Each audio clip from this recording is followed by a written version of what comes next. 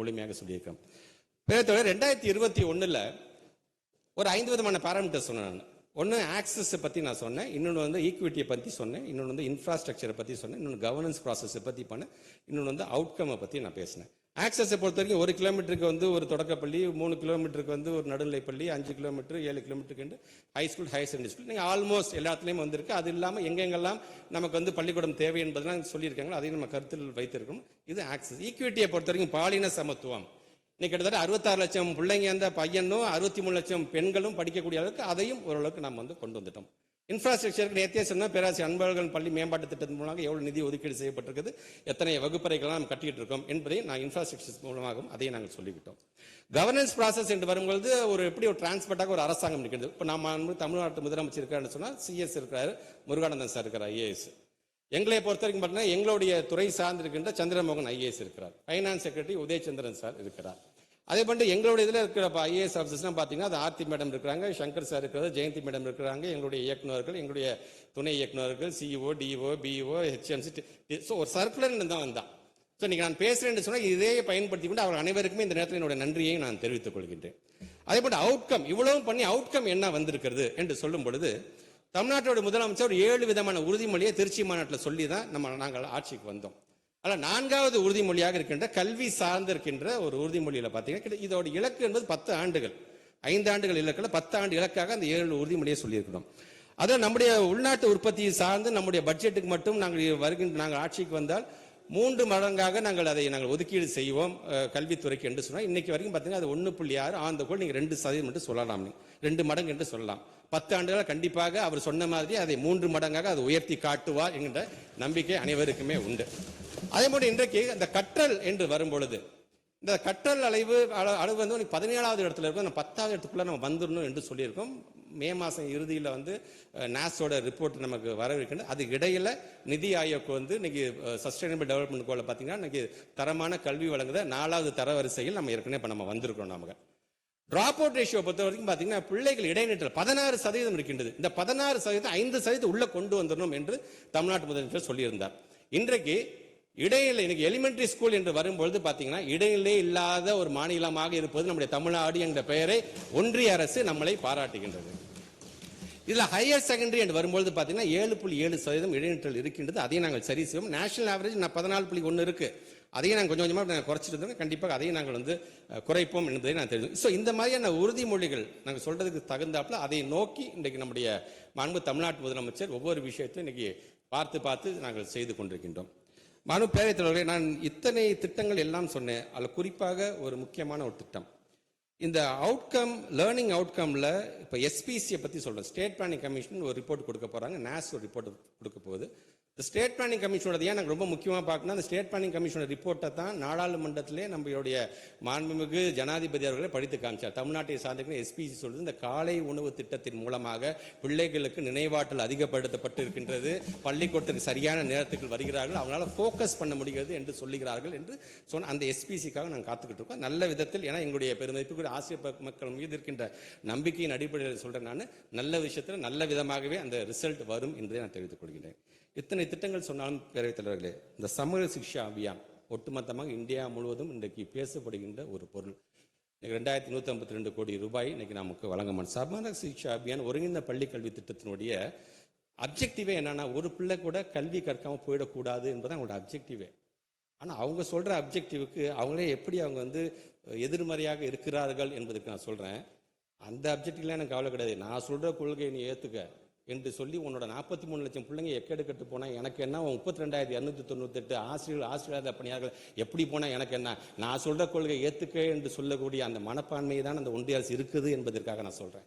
சமூக சிக்ஷா அப்படிங்கிறது சாதாரண திட்டம் இல்லை. இன்னைக்கு நான் சொன்ன பார்த்தீங்கன்னா ஹைடெக் லேப்ஸ் நாங்கள் கொண்டு வந்திருக்கோம், ஸ்மார்ட் போர்ட் நாங்கள் கொண்டு வந்திருக்கோம். ஐடிஐக்கு 660 கோடி ரூபாய் செலவு செஞ்சு இன்னைக்கு 95 பிள்ளைங்களை நீங்கள் பயன்பெற்று இருக்கிறார்கள். வாசிப்பு இயக்கத்தில் நாங்கள் இவ்வளோ செலவு பண்ணியிருக்கிறோம். அதே போன்று எண்ணும் எழுத்தும் திட்டத்துக்கு 414 கோடி ரூபாய் நாங்கள் செலவு பண்ணியிருக்கோம். இப்படி வரிசையாக அடிக்கடிக்கு நாங்கள் சொல்லிட்டு இருக்கோம். பார்த்தீங்களா, இதில் முத்தாய்ப்பான ஒரு திட்டம் என்பது பார்த்தீங்கன்னா ஆர்டி.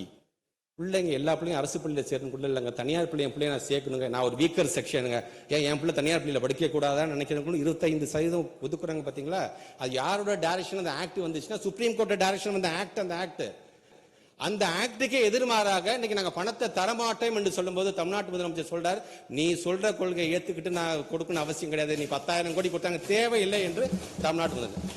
ஆனால் இந்த சட்டமன்றத்தில் சொல்ற 2152 கோடியை ஒரு மாநில அரசு ஏற்றுக்கொள்கிறது, பெருமை வாய்ந்தது, எங்கள் முதலமைச்சர் நாங்கள் பாராட்டுகிறோம் என்று சொன்னாலும் அந்த பணம் நம்மளுடைய பணம்.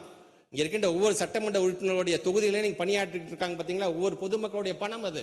திருப்பியும் சொல்றேன், இந்த சட்டமன்றத்திலிருந்து அந்த யூனியன் மினிஸ்டர் கிட்ட எங்களோட பணத்தை தயவு செய்து கொடுத்து விடுங்கள், இது உங்களுடைய பணம் இல்ல, எங்களுடைய உழைப்பின் மூலமாக வந்த பணம் என்பதை நான் பதிவு செய்கிறேன். எங்களுக்கு 2152 பெருந்தன்மை நாங்கள் ஏற்றுக்கொண்டாலும் இழப்பு தானே, நிதி நெருக்கடி தானே. ஆக அதைத்தான் நாங்கள் ஒன்றிய அரசு கேட்கிறோம். ஆனால் தமிழ்நாட்டுடைய முதலமைச்சர் எப்படி நிர்வகிக்கிறாரு பாருங்க. ஒரு பறவையை தேனிக்கிட்ட போய் கேட்டுச்சான், தேனி கஷ்டப்பட்டு உழைக்கிற, கஷ்டப்பட்டு இந்த தேனெல்லாம் தயாரிக்கிற, ஆனா கஷ்டம் அது ஒரு மனிதன் களவாடிட்டு போறேன்னு வருத்தம் இல்லையா என்று கேட்டபோது அந்த தேனி சொன்னிச்சான், அந்த மனிதனால நான் தயாரிச்சு வச்ச தேனை தான் களவாட முடியும், தேன் தயாரிக்க என்னுடைய திறமையை அவனால் தயாரிக்க முடியாது என்று சொன்னாராம். அது போன்ற முத்தமிழர் கலைஞரிடம் பெற்ற அந்த நிர்வாக திறமையின் மூலமாக எவ்வளவு நிதி நெருக்கடி இருந்தாலும் இத்தனை திட்டத்தையும் நிறுத்தாதா சார். அந்த ஒரு திட்டத்தில் செல்ஃப் டிஃபென்ஸ் ஒரு திட்டம் இருக்கு சார். 6ஆம் வகுப்பிலிருந்து 10ஆம் வகுப்பு வரைக்கும் படிக்கக்கூடிய பெண் பிள்ளைகள் தங்களை தற்காத்துக் கொள்வதற்காக கராத்தேவா இருந்தாலும் சரி, ஜூடா, கிட்டத்தட்ட 19 கோடி நாங்கள் செலவு செய்யறோம். நாங்கள் அதில் 13 லட்சம் பிள்ளைகள் மாணவிகள் அதில் பயன்பெறுகிறார்கள். அந்த திட்டத்தை நிறுத்துறாங்க சார். ஸோ இது சார்ந்து எங்களுக்கான அந்த நிதியை வழங்க வேண்டும் என்று தமிழ்நாட்டுடைய முதலமைச்சர் சொல்றேன் சார். ஆன் த நட்ஷல் நான் சொல்றேன். இந்த NEP-யை பொறுத்த வரைக்கும் நான் ஒரு புத்தகம் எழுதிட்டு இருக்கேன். தமிழ்நாட்டு முதலமைச்சர் மிக விரைவாக அதை வெளியிட இருக்கின்றார்கள். அதில் நான் அதிகமாக சொல்கின்றேன். ஒன்னே ஒன்று தான், ஒரு மேத்தமேட்டிக்ஸ் டெரிவேஷன் நம்ம எல்லாத்துக்குமே தெரியும். ஒரு மேக்ஸ் ஒரு ஈக்குவேஷன் நம்ம டிரைவ் பண்றோம், left hand side is equal to right hand side, hence proved என்று சொல்கிறோம். So LHS is equal to RHS என்று நாம சொல்றோம். ஆனா ஒன்றிய அரசு என்ன சொல்லுது, LHS is equal to RHS தூக்கி போட்டு on the whole the education should be RSS ன்னு சொல்றாங்க பாத்தீங்களா. அதை எங்களால் ஏற்றுக்கொள்ள முடியவில்லை என்பதற்காக தான் நாங்க மறுக்கிறோம். நாங்கள் ஆக இன்னைக்கு தமிழ்நாட்டு முதலமைச்சர் ஆசிரியர்கள் சார்ந்து இன்னைக்கு சொல்றாங்க பாத்தீங்களா. NEP என்பது வெறும் மொழி சார்ந்திருக்கின்ற பிள்ளைகளுக்கு பாடம் சொல்றது மட்டும் இல்ல சார். அந்த NEP-ல எங்களுடைய ஆசிரியர்களை வஞ்சிக்க கூடிய பல சரத்துகள் இருக்கின்றது. ஆசிரியர்கள் எப்ப வேணா நீ வேலைக்கு எடுக்கலாம், எப்ப வேணா நீ தூக்கி போடலாம், தலைமை ஆசிரியர் சொன்னா மட்டும் தான் அவனுக்கு ப்ரொமோஷன் கிடைக்கும், அந்த ஆசிரியர்களுக்கு ஊதியம் கிடைக்கும் என்று சொல்லிக்கின்ற அளவுக்கு இருக்கின்றது. ஆக இதெல்லாம் சேர்த்து தான் தமிழ்நாட்டு முதலமைச்சர் அதை எதிர்க்கிறார் என்பதற்காகத்தான் இதையெல்லாம் நான் சொல்லுகிறேன். வெரி ஃபர்ஸ்ட் டைம் ஒரு பட்ஜெட் வரும்போது, நிதிநிலை அறிக்கை வரும்போது ஸ்டேக் ஹோல்டர்ஸ் கூப்பிட்டு வச்சு ப்ரீ பட்ஜெட்டிங் மீட்டிங் நடத்தி பண்றாங்க. வேளாண் பட்ஜெட் என்று வரும்போது விவசாய சங்கத்தெல்லாம் அழைத்து ஒரு பட்ஜெட் போட்டு அவங்கள கருத்துக்களை சொன்னார். வெரி ஃபர்ஸ்ட் டைம் தமிழ்நாட்டு முதலமைச்சர் சொன்னார், ஏன் இது மாதிரி ஸ்டூடெண்ட்ஸ்ட பேசி நீ ஒன்று அனௌன்ஸ்மெண்ட் பண்ணா என்ன என்று சொன்னார். அதனால தான் ஒரு மாதத்துக்கு முன்பாக ஒட்டுமொத்தமாக தமிழ்நாட்டு ஒரு 1500 மாணவர்களை வரவழைத்து அவங்களும் உரையாடி அதன் மூலமாக சில அனௌன்ஸ்மெண்ட் நான் அறிவிக்க இருக்கின்றேன் என்பதை இந்த நேரத்தில் நான் தெரிவிச்சுக்கிறேன். இதுல 234 தொகுதிகளுக்கும் நேரடியாக நான் சென்றிருக்கின்றேன். 77 வகையான காம்பவுண்ட்ஸ் நாங்கள் இன்ஸ்பெக்ஷன் நாங்கள் பண்ணியிருக்கிறோம். அதுல இன்னைக்கு நம்முடைய மாண்புமிகு சட்டமன்ற உறுப்பினர் அனைவருக்கும் என்னுடைய கருத்துக்கள், நாங்கள் என்னென்ன போய் பார்த்துருக்கேன் எல்லாத்தையும் நான் தொலைபேசியில் தொடர்பு கொண்டு நான் சொல்லிட்டு தான் போயிருக்கேன். இன்க்ளூடிங் நம்முடைய மாண்புமிகு எதிர்கட்சி தலைவர் முதற்கொண்டு எல்லாத்தையும் தொலைபேசியில் தொடர்பு கொண்டு இந்த மாதிரி நான் ஆய்வு பண்ணியிருக்கேன், இதெல்லாம் இருக்கு, இந்த ஃபைண்டிங்ஸ் இருக்கு, இதெல்லாம் சரி செஞ்சு தரேன் என்று தான் நான் சொல்லியிருக்கேன். 234 பேருக்கும் என்னென்ன கட்டடங்கள் இருக்கிறதுங்கிறது நான் ஒரு லெட்டராகவே எல்லாத்துக்குமே நான் அனுப்பிச்சிருக்கேன். நான் அந்த 234 தொகுதிகளில் நான் பயணம் செய்யும் போது என்னால் மறக்க முடியாது, நாமக்கல்லில் இருக்கின்ற மல்லசமுத்திரம் என்கின்ற ஒரு பகுதியில் இருக்கின்ற ஒன்றிய தொடக்கப்பள்ளி. அங்க போகும்போது அந்த மல்லசமுத்திரத்தில் பார்த்தீங்கன்னா தொடக்கப்பள்ளி கீழே அரிஜன் காலனி என்று இருந்தது. அந்த பகுதியை சார்ந்திருக்கின்ற மக்கள் அது வழக்கு தொடர்ந்தாங்க. வழக்கில் வெற்றி பெற்ற பிறகு நான் நம்முடைய மாண்பு தமிழ்நாடு முதலமைச்சர் சொன்னேன், இந்த மாதிரி ஒரு இது வந்திருக்குன்னா உடனடியாக ஜியோ போட்டது ஜியோ காப்பி ஒரு கையில் எடுத்துட்டு நேரடியாக அந்த ஸ்கூலுக்கு போட்டு கருப்பு மையம் எடுத்து அந்த அரிஜன் என்கின்ற பேரை காலையில் அழிச்சிட்டு வா என்று சொன்னார் தமிழ்நாட்டோட முதலமைச்சர். இன்றைக்கு காமன் ஜியோவாகவும் ஒட்டுமொத்தமாக தமிழ்நாட்டில் எங்கெல்லாம் இந்த மாதிரி அரிஜன் இந்த காலனி என்று இருக்கோ அதை தூக்கி எறிகின்ற அளவிற்கு நாங்கள் அதை செய்யவிருக்கிறோம் என்பதை நான் பேரவைத் தலைவர் வாயிலாக நான் தெரிவிக்க நான் கடமைப்பட்டிருக்கின்றேன். மாண்புமிகு பேரவைத் தலைவர் அவர்களே, மிகுந்த ஒரு கனத்த இதயத்தோடும் வருத்தத்தோடுமே நான் சொல்கின்றேன். இந்திய கோலேந்திகளினுடைய அட்டகாசத்தை பார்த்து சிரிக்கிறான் ஹிட்லர், நம்மையும் மிஞ்சி விட்டார்களே என்று உற்று நோக்குகிறான் முசோலினி. ஜார் மன்னன் சிரிக்கின்றான், லூயி மன்னன் வெட்கப்படுகின்றான், ஜனநாயகம் ரத்தம் பட்ட உடலோடு கிடக்கின்றது. நாட்டினுடைய அரணாக ஒரு அன்னையாக அந்த ஜனநாயகத்தை தன்னுடைய மடியில் கிடத்தி அதை சரி செய்கின்ற பணியில் நம் தமிழ்நாட்டு முதலமைச்சர் ஈடுபட்டு கொண்டிருக்கின்றார்.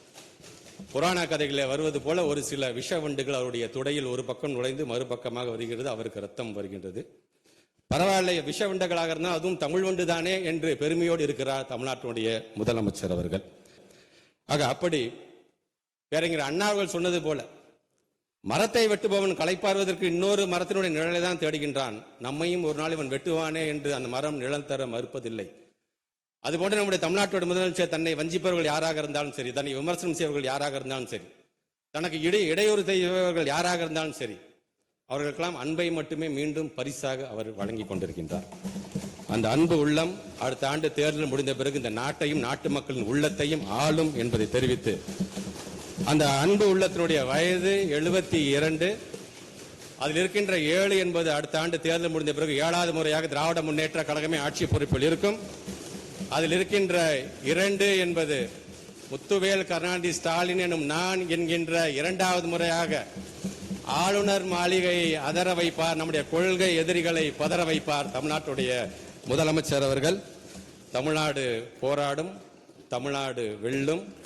கொள்கை எதிரிகள் மொழியில் சொல்ல வேண்டும் என்று சொன்னால், தர்மத்தின் வாழ்வுதனை சூது கவ்வும், மீண்டும் தர்மமே வெல்லும் என்று சொல்லி, இங்கே பல்வேறு வெட்டு தீர்மானங்கள், பல்வேறு கேள்விகள், பல்வேறு கருத்துக்கள் அனைத்தையும் மனதில் உள்வாங்கி இருக்கின்றேன். அனைத்திற்கும் பதில் தந்திருக்கின்றேன் என்கின்ற அந்த நம்பிக்கையில் அதை மீண்டும் நீங்கள் திரும்ப பெற்று மாணவ சமுதாயம், இந்த தமிழ் சமுதாயம், நம்முடைய தமிழ்நாடு வளர்வதற்கு நீங்கள் உங்களுடைய ஒத்துழைப்பை நல்க வேண்டும் என்று